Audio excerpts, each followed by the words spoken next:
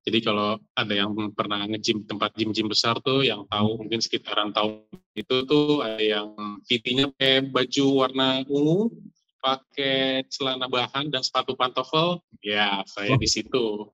In 5, 4, 3, 2, 1, welcome back to I Think Podcast. Mas Johan, terima kasih waktunya. Long time no see, Mas. Kapan ya terakhir kita ketemu? Sebulan 2 bulan kali ya? Kayaknya udah bulan ya, lebih Iya, ya. udah sebulan. 2 bulan kali ya. Udah 2 bulan nih badan rasanya udah harus balik lagi, kayaknya udah harus disetting lagi kayak Mas Johan nih. Mas Johan ini thank you banget. Mungkin bagi yang baru pertama kali nonton video podcast ini atau yang baru dengerin video podcast ini, siapa sih Johan? Singkat cerita dari gue sendiri tahu Mas Johan ini dulu awalnya karena lagi mau cari kayak massage atau kayak terapis untuk khusus di sport, karena dulu dari saya sendiri kan banyak cedera-cedera olahraga gitu kan Mas. Kok tiba-tiba keluar advertising-nya pasang ads-nya si Mas Johan. Sempet tuh dulu mikir kayak, ini dateng gak ya? Dan apalagi kan jaraknya cukup jauh sekali nih dari rumah saya kan. Jadi kayak, wah ini perjuangan banget nih harus ke sana kan.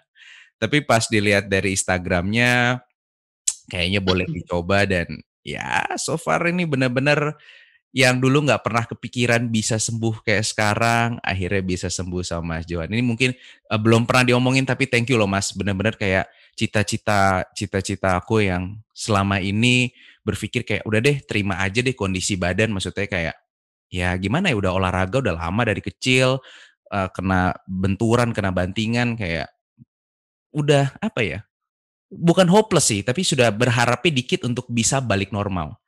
Ternyata ketemu Mas Pasrah. Johan bisa sembuh. Mas Johan, ini aku penasaran sih, karena kan selama ini nih aku ketemu sama Mas Johan hanya sebatas kayak aku pasien dan Mas Johan sebagai sport terapisnya aku nih. Tapi aku nggak pernah tahu sama sekali gitu, kayak Mas Johan ini pertama kali itu emang apakah sudah menekuni di dunia terapi seperti ini, atau awal bangetnya itu apa sih sebenarnya bisa bisa masuk jadi sport terapis itu awalnya gimana, Mas? Awalnya banget gitu ya. Hmm. Oke, kalau awalnya banget itu startnya 2009. Itu pertama kali saya jadi trainer di salah satu mega gym di Jakarta. Jadi kalau ada yang pernah nge-gym tempat gym-gym besar tuh, yang tahu mungkin sekitaran tahun itu tuh ada yang PT-nya pakai baju warna ungu, pakai celana bahan dan sepatu pantofel. Ya, saya di situ. Oh, 2009 di daerah Kembangan oke. gitu. Dari situ saya tahan 2 tahunan lah kira-kira. Habis itu ya saya freelance saja karena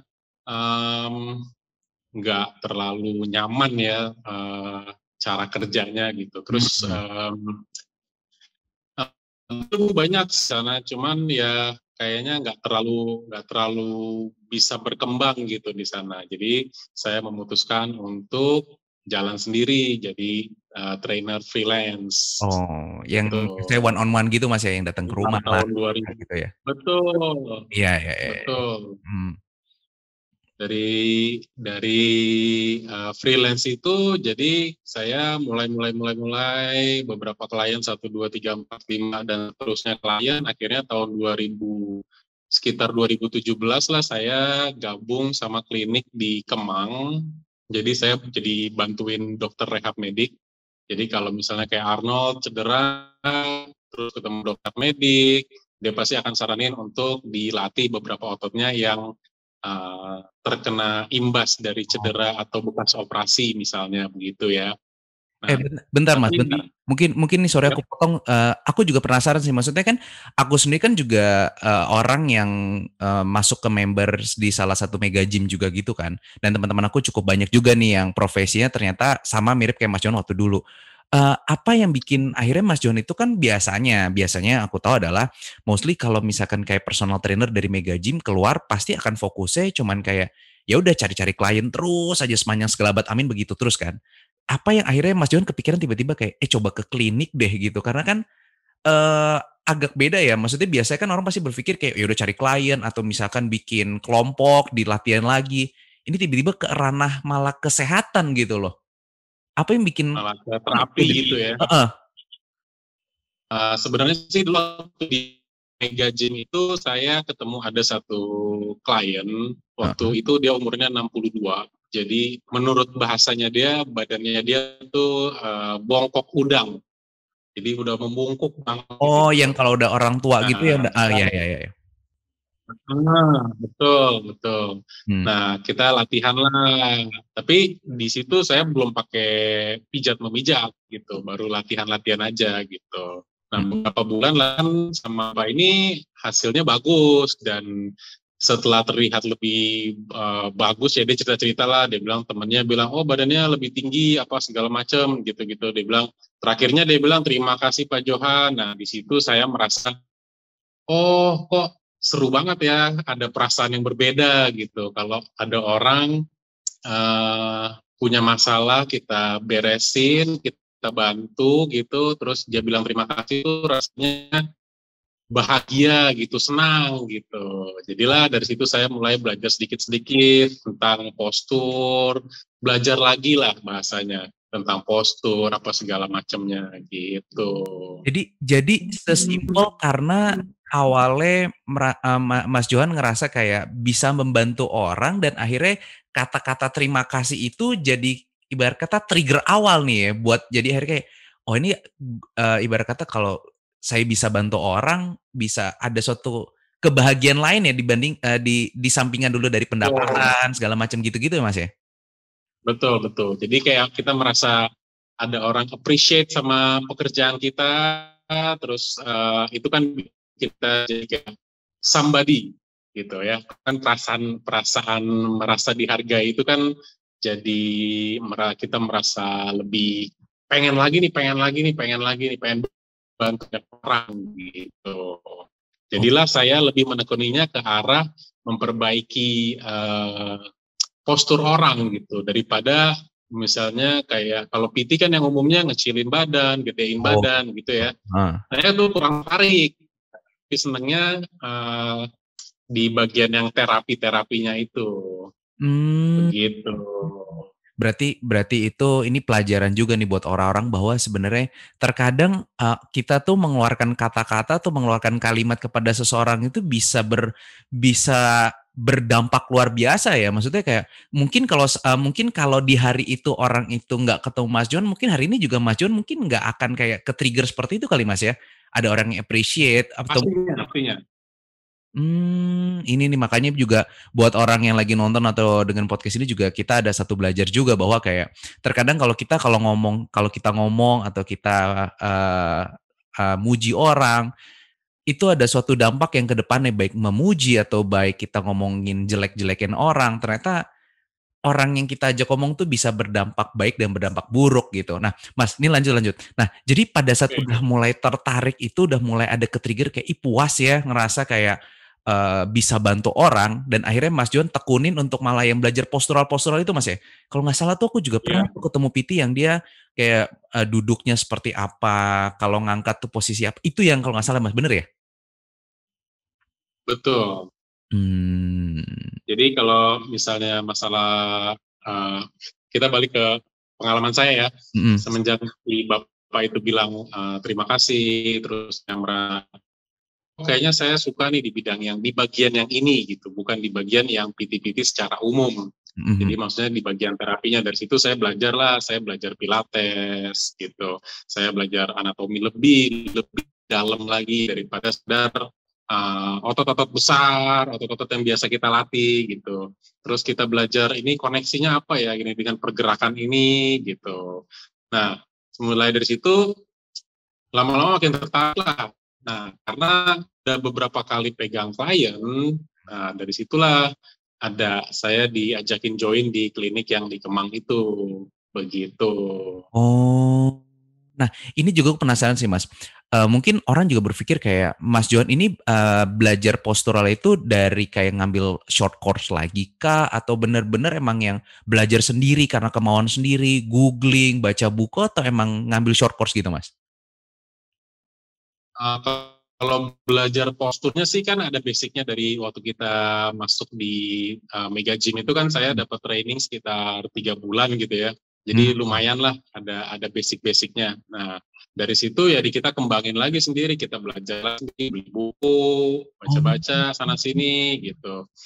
Nah setelah masuk di klinik itu biasanya dokter rehab medik nih cuma ngasih tahu nih ini klien A misalnya Arnold lah, ini atau habis ini dia perlu otot bagian A atau B atau C dikuatin gitu ya. Nah seperjalanannya itu ternyata memang nggak semudah itu orang cedera bisa langsung dilatih. Iya benar. Tuh. Pasti ada Tapi proses. karena sorry.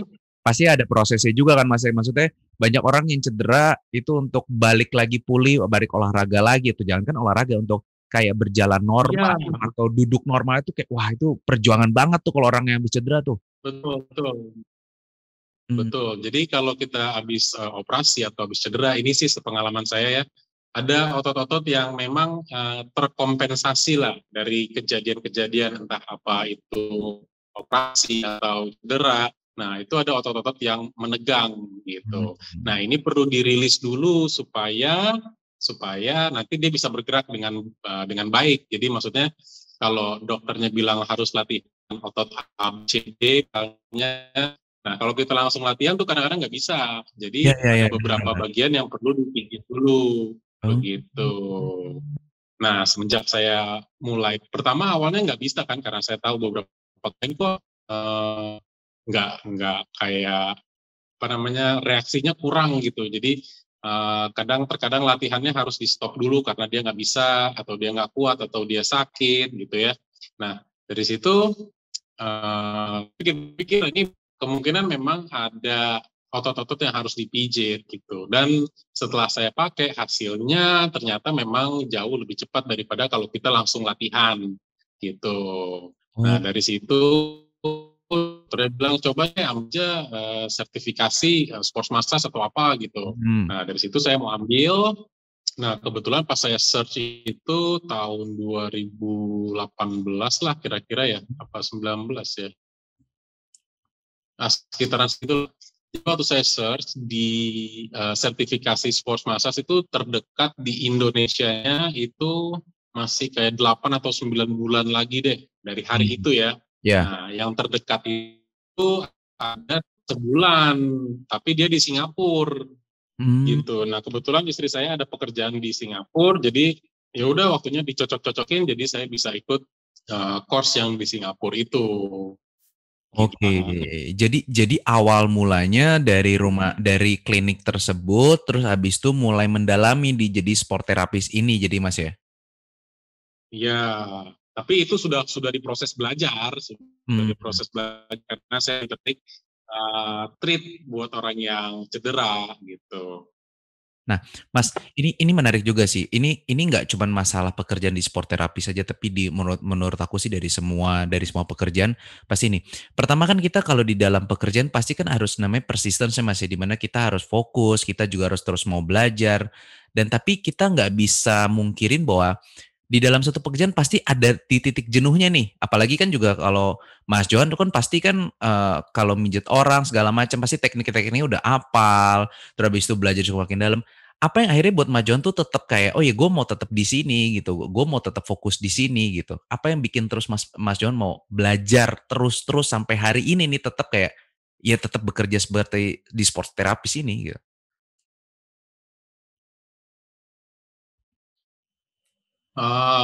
Sebenarnya sih balik lagi kalau bahasa yang umumnya ya passion ya, sesuatu yang benar-benar kita suka. Yang serunya dari pekerjaan ini tuh setiap orang beda-beda, Arnold. Misalnya ada Arnold, ada temannya Arnold, berlima lah misalnya. Semua tuh sama-sama sakit pinggang. Tapi penyebabnya itu bisa beda-beda banget. Gitu. Makanya kalau orang nanya sama saya sakit pinggang nih, gimana caranya? Saya nggak bisa bilang. Saya harus lihat dulu kenapa sakitnya, gerakan apa yang dia nggak bisa, otot apa yang bermasalah, gitu. Pernah ada histori cedera gitu. Jadi karena banyak macamnya. Jadi saya kalau masalah misalnya burnout lah gitu bahasanya ya. Kalau burnout itu sih belum pernah terjadi lah, belum pernah terjadi. Tapi kadang-kadang kalau merasa capek sih pasti. Cuman ya itu mesti kayak sesuatu yang kita suka, benar-benar kita suka, jadi kita mau aja sih belajar macam-macamnya gitu. Dan sampai hari ini apa yang bikin Mas Johan tuh kalau orang bilang kan, oh ya kita kerja harus pakai passion, kita kerja harus pakai passion gitu kan. Apa yang akhirnya menurut Mas Johan dari pengalaman kerjanya yang paling membuat bahagia dan tetap menikmati pekerjaan ini apa sih Mas? Apakah emang dari pekerjaan emang menjanjikan kah? Atau emang dari banyak ketemu orang? Atau emang mungkin ada sisi lain nih orang lain nggak tahu bahwa ternyata pekerjaan ini tuh bisa membuat Mas Johan tuh bahagia karena apa gitu? Bahagianya karena apa? Karena misalnya Arnold datang, nggak bisa bergerak, terus pulang, ada perkembangan, itu kan ada kebahagiaan buat saya gitu, bisa membantu orang. Arnold bilang terima kasih sama saya terima kasih, merasa ada gunanya lah gitu. Jadi kayak sesuatu yang kita suka, ada hasilnya, orang juga appreciate gitu kan. Ya, ya harus begitu kayaknya ya. Nah, tapi gini Mas, ini pasti banyak banget yang juga berpikir dan pasti di luar sana kan yang jadi sport terapis kan juga nggak cuma Mas Johan doang nih. Dan di luar sana juga pasti banyak orang yang lagi mengejar karir, lagi yang pengen berusaha untuk menjadi lebih baik gitu kan. Tapi terkadang Mas Johan pasti kan untuk pertama kali berkarir sebagai sport terapis itu kan nggak kayak sekarang kan Mas yang tiba-tiba udah pelanggannya banyak, terus habis itu customer juga banyak, pasti sempat ngalamin di titik yang pelanggan pertama, pelanggan kedua, pelanggan ketiga gitu kan. Gimana Mas Johan tetap bertahan gitu di titik-titik awal? Karena yang kalau sekarang orang pasti sudah tahu lah, tapi pas di awal itu kan perlu perjuangan banget kan Mas untuk sampai di titik sekarang kan? Betul, betul, betul. Jadi waktu awal-awal pandemi itu ya tahun 2020 ya, itu Mhm. sebenarnya saya masih ada klien di luar, itu masih banyak klien gitu. Tapi ini klien-kliennya yang ekspat-ekspat yang dari klinik ya, klien-klien itu masih ada. Mhm. Nah, semenjak pandemi kan karena mereka harus pulang ke negaranya, jadi saya udah nggak ada klien tuh, tiba-tiba nggak ada klien kan membingungkan juga ya, sementara kita hidup masih jalan terus gitu. Nah, Nah, karena klien-klien itu pada pulang, jadilah saya memaksakan diri untuk mempercepat proses pembukaan tempat saya sendiri. Sebenarnya tempat saya sendiri, saya udah ada rencana atau udah ada planning untuk buka tempat sendiri gitu. Cuman karena adanya pandemi ini ya mempercepatlah proses dari dibukanya tempat klinik lah, tempat terapi lah. Materi ini Jadi ya ini berarti aku juga sendiri jadi kaget. Jadi sebenarnya Mas Johan itu, berani untuk keluar atau ibarat kata berani untuk usaha sendiri itu karena pandemik ya, Mas? Bukan karena emang sebelumnya udah ada tempat praktek ini? belum, belum, belum. Sebelumnya saya masih, jadi dari klien-klien yang di klinik itu, saya kan dapat referral-referral dari teman-temannya, ya kan mereka kan circle-nya nggak banyak ya. Jadi kalau ada yang bermasalah, dia akan refer saya karena udah ada ya kayak Arnold lah, refer ke Mmm. orang tuanya, ke teman-temannya misalnya gitu ya, karena kan udah tahu hasilnya. Nah, klien saya yang di luaran itu masih banyak banget, tapi mereka karena mereka kebanyakan ekspat dan waktu awal pandemi itu kan semua orang pada pulang ke kampungnya masing-masing lah gitu. Betul, jadi mulai dari Dari nol. itulah betul, mulainya dari nol lagi Itu gitu. gimana caranya, Mas? Maksudnya kayak ini aku tertarik banget sih, berarti ibarat kata, quote unquote ya, Mas Johan punya tempat terapi ini yang buka sendiri, kalau nggak ada pandemik juga mungkin nggak berani untuk buka sendiri, Belum, Mas? Atau belum? belum buka karena di luaran masih banyak kliennya. Jadi kasarnya ini adalah rezeki pandemik berarti dong sebenarnya? Ya bisa dibilang gitu ya.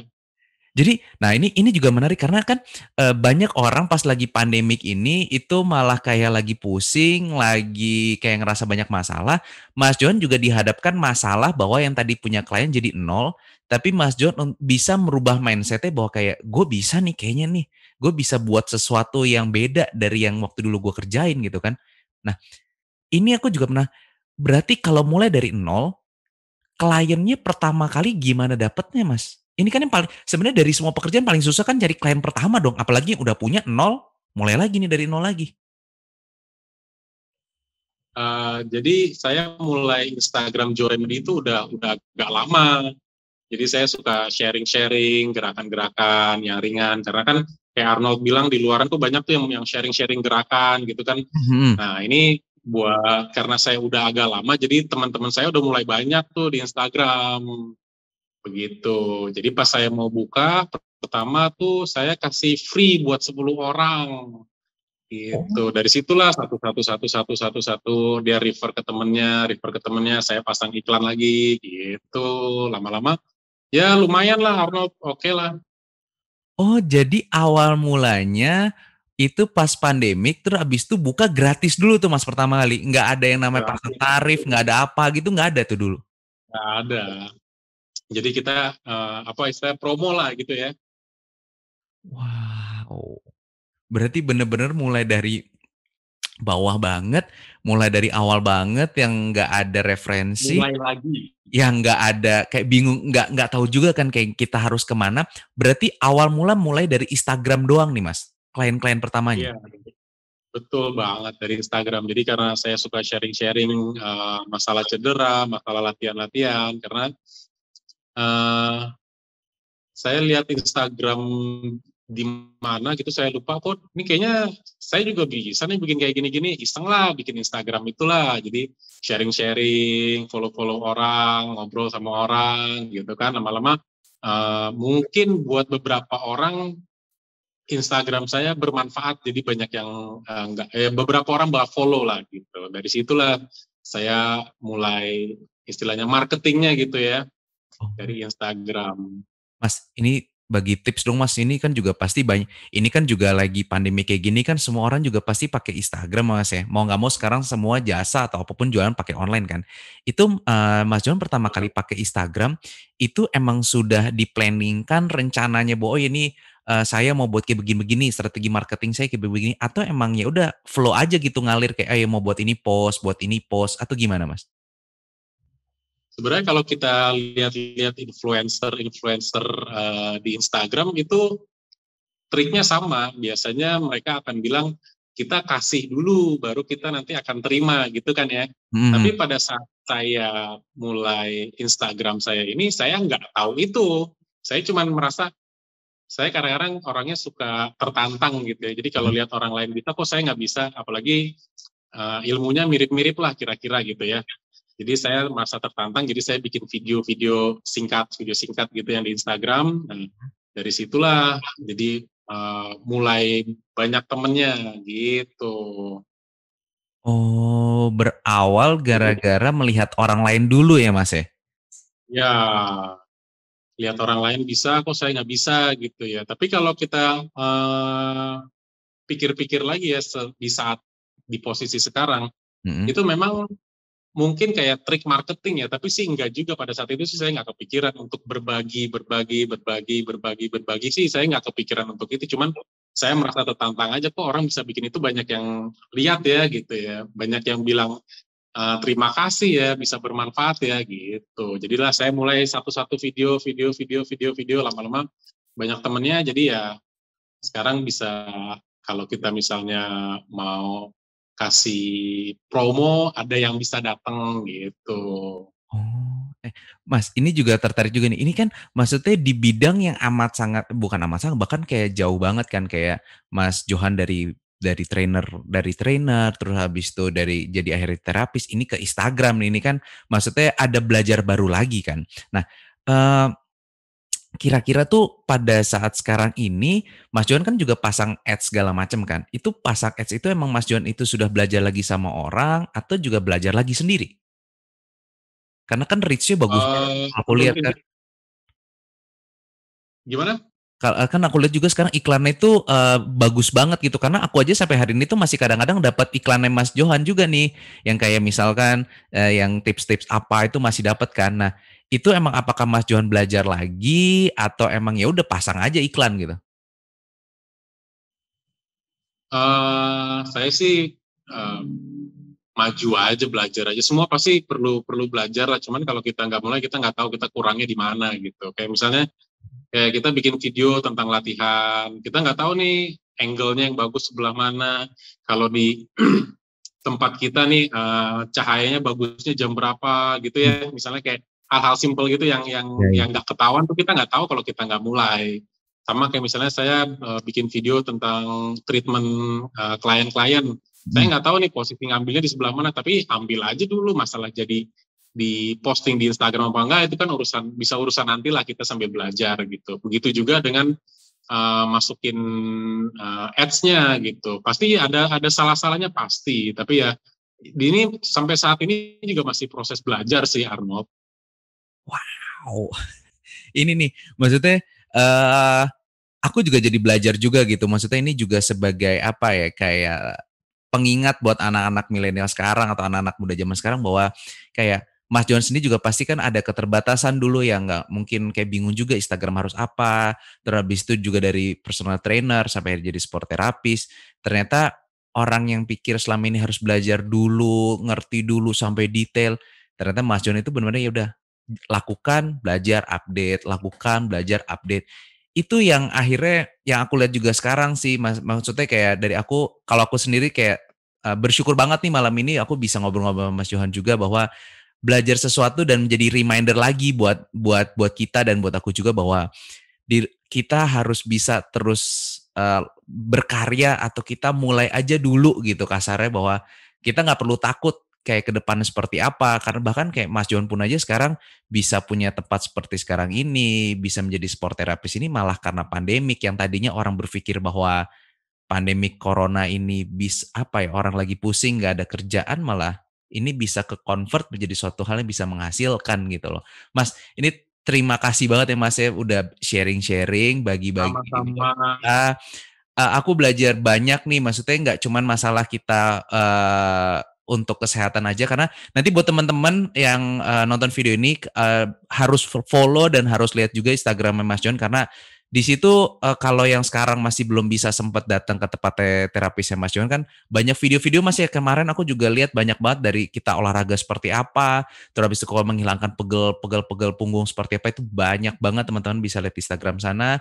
So Mas John, thank you banget waktunya udah sharing-sharing sama kita, belajar banyak. Terima kasih Arnold. Kalau yang tadi aku tik bahwa kayak kita dalam berkarir, dalam melakukan apapun, yang penting kita lakukan dulu aja, kita belajar dulu, gak perlu takut gagal, bahwa kayak sekarang inilah maksudnya dari contoh bahwa Mas Johan sendiri juga gagal, banyak gak ngertinya dulunya, tapi karena mau terus belajar bisa akhirnya menjadi seorang Johan sekarang ini. Mas, sekali lagi terima kasih atas waktunya dan semua dari terapi-terapinya. Kayaknya mungkin bulan depan atau 2 bulan lagi aku harus ke Mas Johan nih kayaknya nih, karena udah harus disetting lagi badannya. Siap. Istirahat dulu, istirahat. Siap. Thank you Mas Johan ya atas waktunya ya. Yo.